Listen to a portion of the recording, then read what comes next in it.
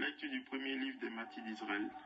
En ces jours-là, Judas et ses frères déclarèrent: Voilà mes ennemis écrasés. Montons purifier le lieu saint et en faire la dédicace. Toute l'armée se rassembla. Et ils montèrent à la montagne de Sion. Le 25e jour du 9e mois, de grand matin, les prêtres offrirent le sacrifice prescrit par la loi sur le nouvel autel qu'ils avaient construit. On fit la dédicace de l'autel au chant des hymnes. Au son des cithars, des harpes et des cymbales, c'était juste l'anniversaire du jour où les païens l'avaient profané.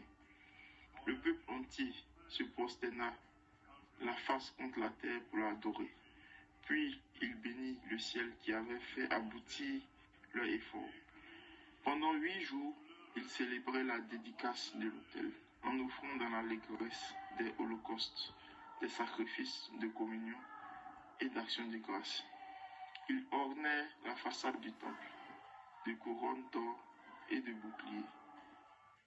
Ils en restauraient les entrées et les salles, et y replaçaient des portes. Il y eut une grande allégresse dans le peuple, et l'humiliation infligée par les païens fut effacée.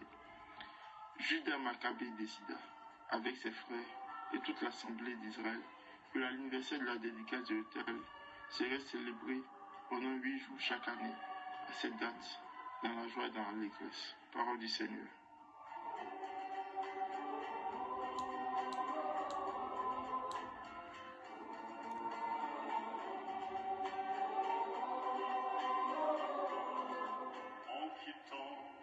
Cette terre, je vous avais dit, aimez-vous comme des frères.